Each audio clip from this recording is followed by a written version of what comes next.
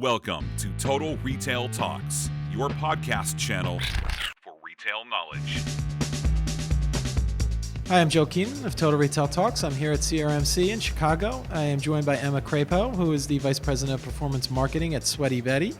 Emma spoke here at the show yesterday, and we're going to have a couple questions for her. So thanks for joining me, Emma. No worries, thank you. So I think a good place to start would be for you to tell our audience briefly about Sweaty Betty, for those that aren't familiar with the brand.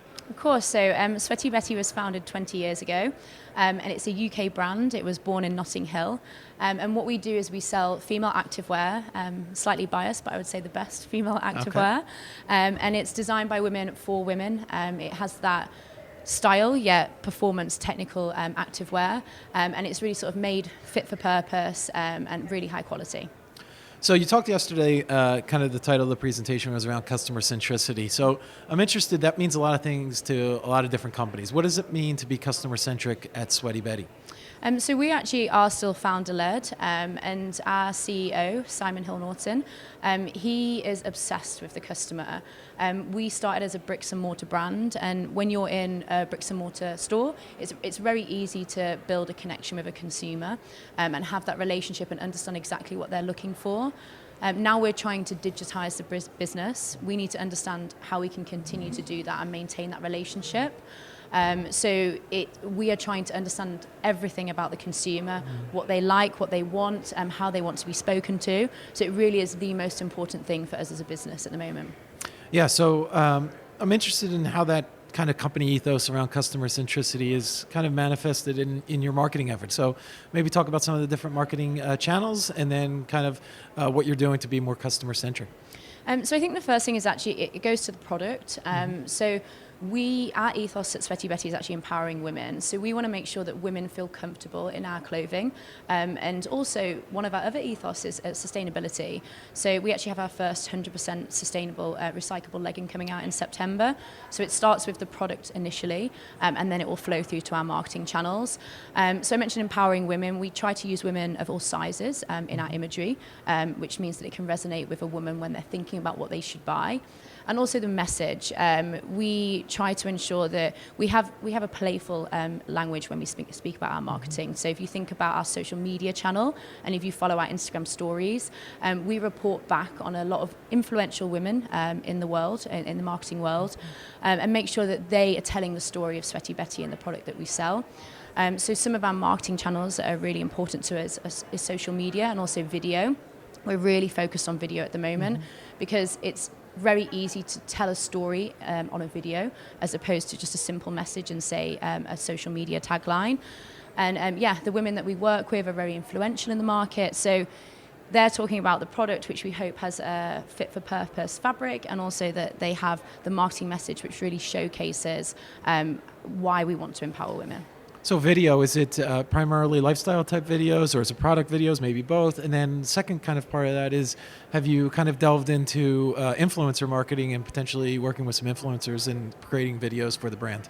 Yeah, we do work with quite a few influencers. So actually our two models at the moment, I don't know if you might not know her, but she's called Victoria Pendleton. She's actually an Olympic athlete. Okay. And she's our model at the moment, and she's fantastic. And I think her story the way that the challenges that she's had in her life, we try to report back quite a lot on that because it resonates with people.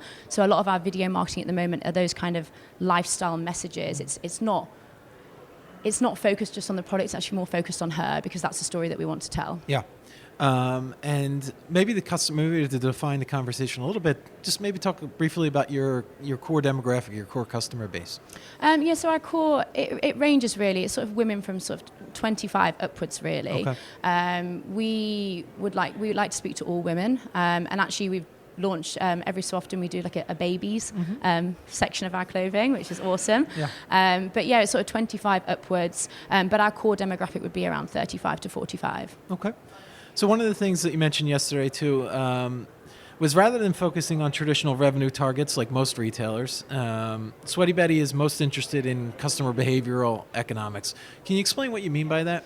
Yeah, so if we think historically what we did with our finance team is my CFO would say to me, here's 5% increase in your budget this year and you need to drive 50% increase in sales.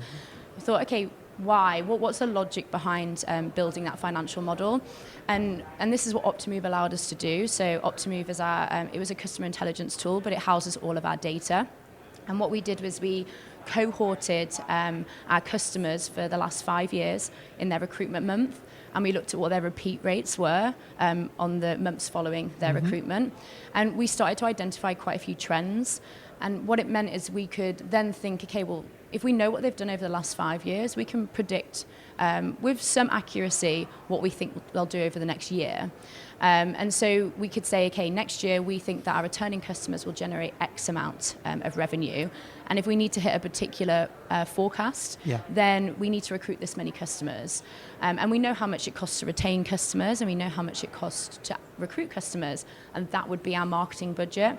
So it starts with the customer behavior first, and then it leads up to this is going to be our revenue target next year. So acquisition and retention, and you're working with Optimove, as you mentioned. Let's talk a little bit about the data then that you're collecting about your customers that's kind of feeding the system. Obviously, probably the purchase, browse behavior, the standards, but also maybe some of the other things that you want to know about your customers in order to create those personalized experiences that you were talking about. So I think one of the things we've launched recently is a leggings quiz, and leggings are one of our top categories, and it's also one of our best repeat rate products, so it drives the strongest repeat rate for us. And we do really, our leggings product is definitely one of our strongest products. So what we have done with the leggings quiz is try to really understand what people are looking for. So we think about what activities they're looking to do. Is it for studio or for street? And then we understand that data and we collate that data, and then we personalize the marketing that we're sending to them based on what they've told us they're looking for. How are you trying to get people to take that quiz? Is it are you emailing them, trying to get them to take it? Is obviously on site, maybe if you have an app, within the app. Can you talk a little bit about getting people to give you that information? Yeah, so it's on our website. So if people are browsing the leggings category, we also have a pop-up to encourage them to take that quiz if they're not sure what they're looking for. But we'll also use it within our acquisition marketing. So that will be across our social media. It will be across any of our display marketing, encouraging people to take that quiz to understand what they're looking for, and that drives a much stronger conversion rate for us. Is there any incentive for them? Do they get any discount if they give you that information, or some other type of incentive? Yeah, so they are getting a discount, but we don't actually utilize that in the promotion of the quiz. So they are rewarded when they finish the quiz to help them, encourage them to make that purchase. Yeah. So the activewear category has really exploded in recent years, become super competitive. So can you talk a little bit about what Sweaty Betty is doing to differentiate itself from some of the other competition in the market? I do think we are a relatively small brand if you think about some of our competitors like Lululemon. So in the UK we're very dominant, but in the US market, which is one that we're really trying to break, we're much smaller than the competitors that we have, and we feel that because of that we can be much more personalised with our approach. We really try to understand the customer, and Optimove has allowed us, it's put a microscope over our customer, and it means that we understand the DNA of what they want to do and when they want to do it. So we're tailoring the products that we design, we're tailoring the products that we buy within our merchandising team to ensure that we're delivering what they're looking for. So I feel like we have a much more personalized experience than maybe some of these big competitors that we have. Yeah, you mentioned the brand really trying to further its penetration here in the U.S. Stores are located, you mentioned New York, San Francisco, LA. Is it plans to grow the physical footprint, or are we primarily focused on digital growth at this point? At the moment, we're really kind of focused on digital growth, but I think when we start to see the demand in certain locations, then we will want to open a physical presence.